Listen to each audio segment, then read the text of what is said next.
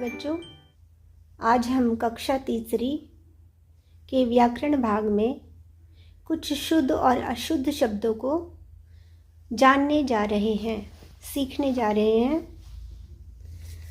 भाषा के शुद्ध व अशुद्ध रूप या वर्तनी का ज्ञान हमें सदैव ही दुविधा का विषय लगता रहा है।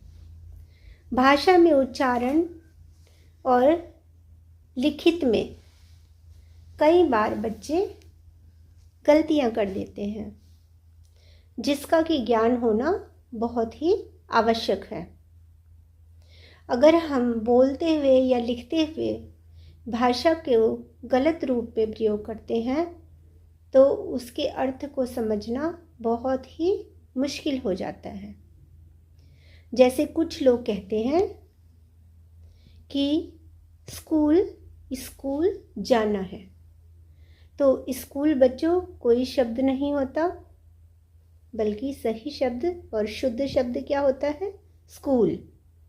लेकिन हमने अपने माता पिता या आस पड़ोस में कई लोगों को स्कूल कहते हुए सुना है, जो कि स्कूल शब्द का बहुत ही अशुद्ध रूप है। इसके बाद दूसरा शब्द जो कि प्रायः अशुद्ध लिखा और बोला जाता है वह है विद्यालय। तो देखिए बच्चों, विद्यालय कोई शब्द नहीं होता, बल्कि इसका शुद्ध रूप क्या होता है? विद्यालय। इसी प्रकार अगला शब्द है आंख। तो आंख कोई चीज नहीं होती है, बल्कि इसे किस प्रकार लिखा जाता है? आंख।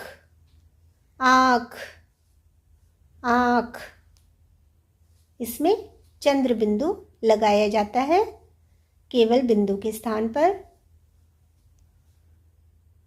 अगला शब्द आंसू।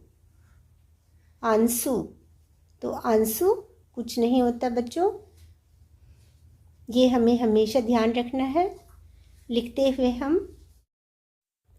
इसमें हम बिंदु के स्थान पर चंद्र बिंदु का प्रयोग करेंगे। कई बार हम प्रार्थना पत्र लिखते हैं, तो प्रार्थना पत्र लिखते हुए हम कृपा शब्द को यूज़ करते हैं, इस्तेमाल करते हैं, जो कि सरासर गलत है। कृपा नहीं बच्चों, कृपा, जो कि इस प्रकार लिखा जाएगा, इस वाले शब्द को हमने प्रार्थना पत्र में इस्तेमाल करना है। आगे देखिए बच्चों, हम बीमारी के लिए भी प्रार्थना पत्र लिखते हैं, जिसमें अनेक बच्चे बीमार को इस तरह लिखते हैं, जो कि सरासर गलत है। बीमार में हमें छोटी ई की मात्रा को नहीं, बल्कि बड़ी ई की मात्रा को ही इस्तेमाल करना है। इसी प्रकार दीवार में भी हमें बड़ी ई की मात्रा को ही यूज़ करना है, इस्तेमाल करना है, और इसके शुद्ध रूप को ही लिखना है। अगला शब्द है तिथि, जिसे अनेक बच्चे इस प्रकार लिखते हैं, त में छोटी ई की मात्रा और थ में बड़ी ई की मात्रा, जो कि बिल्कुल ही अशुद्ध रूप है। इसका शुद्ध रूप है तिथि, जिसमें दोनों ही वर्णों में छोटी ई की मात्रा का इस्तेमाल किया जाता है। इसी प्रकार अतिथि शब्द में भी हमें छोटी ई की मात्रा को ही यूज़ करना चाहिए, इस्तेमाल करना चाहिए। अगला शब्द जो कि सभी बच्चे ऑलमोस्ट गलत ही लिखते हैं, जो है प्रश्न, जबकि इसे इस प्रकार लिखा जाना चाहिए, श को आधा ही लिखना है हमने, और उच्चारण इस तरह है प्रश्न। ठीक है, आपको उम्मीद है याद रहेगा। अगला शब्द है अग्नि। अग्नि, अग्नि कुछ नहीं होता है बच्चों, जबकि हमें इसका शुद्ध रूप का ज्ञान होना चाहिए, जो कि शुद्ध रूप है अग्नि। अग्नि हमेशा आग को कहा जाता है, अग्नि आग का पर्यायवाची शब्द है। अगला शब्द जो कि अनेक बार सभी बच्चे गलत लिखते हैं वह है आकाश। आकाश कोई शब्द नहीं होता है। आकाश को हमें इस प्रकार लिखना है और इसका उच्चारण है आकाश। अगला शब्द है आवाज़। आवाज़ नहीं होता है बच्चों, आवाज़ होता है, आवाज़। अगला शब्द है, बहुत ही कॉमन शब्द है, चिड़िया। चिड़िया, जो कि गलत है और इसका शुद्ध रूप है चिड़िया। च और ड वर्णों में छोटी ई की मात्रा का यूज़ किया जाता है, इस्तेमाल किया जाता है। आगे इसी प्रकार गुड़िया, जो कि गलत है और इसका शुद्ध रूप है गुड़िया।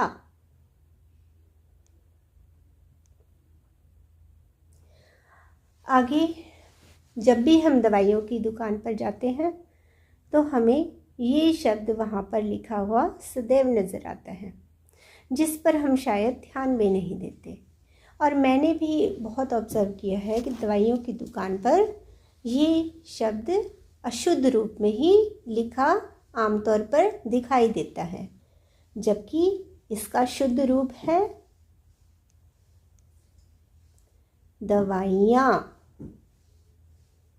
तो इसमें देखिए बच्चों, अशुद्ध रूप में हमने बड़ी ई की मात्रा का इस्तेमाल किया है, जबकि इसके शुद्ध रूप में छोटी ई की हमेशा मात्रा को यूज़ किया जाता है।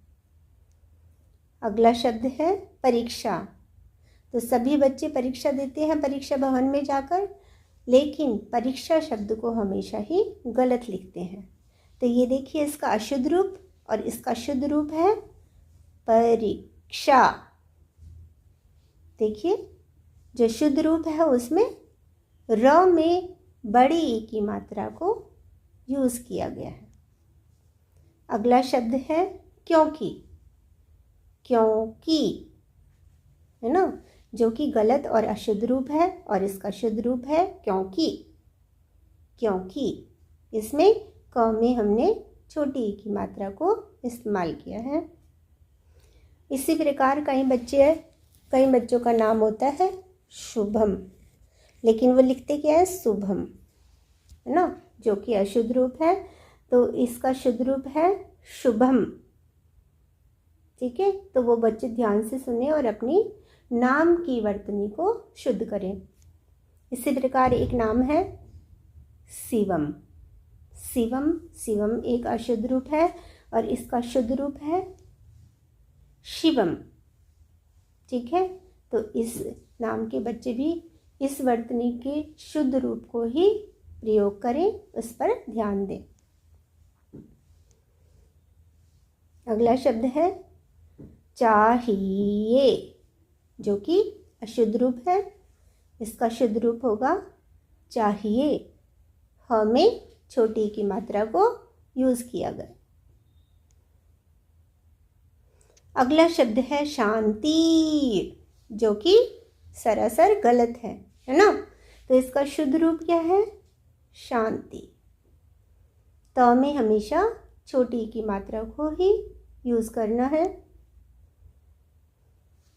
तो क्लासरूम में सभी बच्चे पुस्तकें, किताबें तो ज़रूर निकालते हैं, लेकिन इसके शुद्ध रूप को कई बच्चे पहचान नहीं पाते और गलत लिखते हैं। तो यहाँ देखिए, किताब का अशुद्ध रूप लिखा हुआ है, जबकि इसका शुद्ध रूप है किताब। क में छोटी की मात्रा को यूज़ किया गया है। अगला शब्द है सैनिक। सैनिक, जो कि सरहद पर सीमाओं पर प्रायः हमारी रक्षा के लिए तैनात रहते हैं, तो उसका ये अशुद्ध रूप है। इसका शुद्ध रूप है सैनिक। ठीक है, न में छोटी की मात्रा को इस्तेमाल कीजिए। इसी प्रकार नदियाँ, नदियाँ, ठीक है, ये अशुद्ध रूप है और इसका शुद्ध रूप है नदियाँ।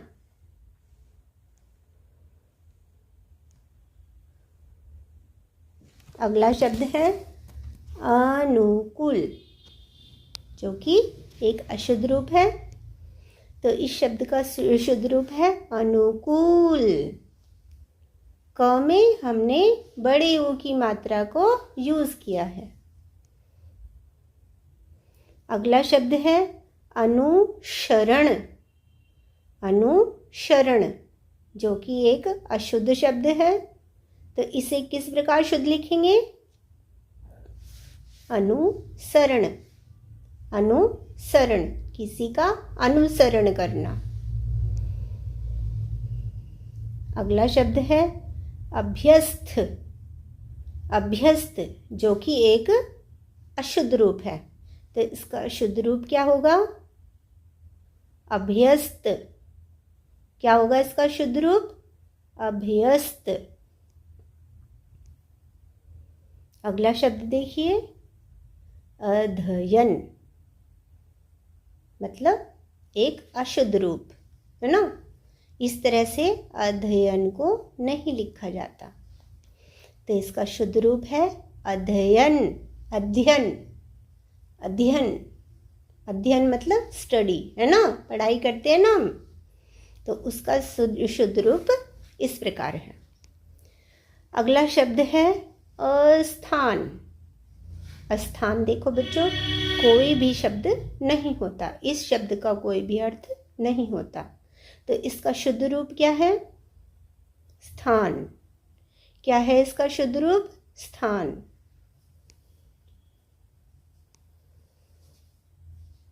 अगला शब्द देखिए बच्चों अद्वितीय। अद्वितीय, जो कि एक अशुद्ध रूप है। शुद्ध रूप इसका क्या होगा? अद्वितीय। अद्वितीय। अगला शब्द है जो कि अशुद्ध है, अर्मूद। कई बच्चे हमेशा इस शब्द को इसी तरह से इस्तेमाल करते हैं, जो कि अशुद्ध रूप है। इस शब्द का कोई भी अर्थ नहीं होता। इसका सही और शुद्ध रूप क्या है? अमरूद। अमरूद। अगला शब्द है अगामी। अगामी, बच्चे इसी शब्द के इस रूप को ही, इस अशुद्ध रूप को ही शुद्ध मानते हैं और इसे ही प्रायः इस्तेमाल में लाते हैं, जो कि सरासर गलत है। तो इसका शुद्ध रूप है आगामी। क्या है इसका शुद्ध रूप? आगामी। अगला शब्द है अंताक्षरी। अंताक्षरी, जो कि बच्चे प्रायः अपने वेकेंट पीरियड्स में, है ना, खाली समय में खेलते हैं, है ना। लेकिन ये इसका अशुद्ध रूप है, इस शब्द का अशुद्ध रूप है। तो इसका शुद्ध रूप क्या है? देखिए, ये लिखा है अंत्याक्षरी। अंत्याक्षरी, ठीक है, आपको याद रहेगा ना। अगला शब्द देखिए अमावस्या। अमावस्या। अमावस्या, जो कि एक अशुद्ध रूप है और इसका शुद्ध रूप है अमावस्या। अमावस्या। तो मुझे आशा है कि आपको आज का वीडियो बहुत ही पसंद आया होगा। ये आपको ज्ञानवर्धक भी लगा होगा और मुझे उम्मीद है कि आप अपने आसपास की वस्तुओं के नाम को लिखकर उसकी वर्तनी को शुद्ध लिखकर इसका अभ्यास भी करेंगे और अपनी भाषा में सुधार भी करेंगे। तो इसी बात को देखते हुए हम इस वीडियो में आपसे विदा लेते हैं और आपसे अपनी अगली वीडियो में फिर मिलते हैं। तब तक अपना ख्याल रखिएगा और सफलता की सीढ़ियाँ निरंतर चढ़ते जाइए। धन्यवाद।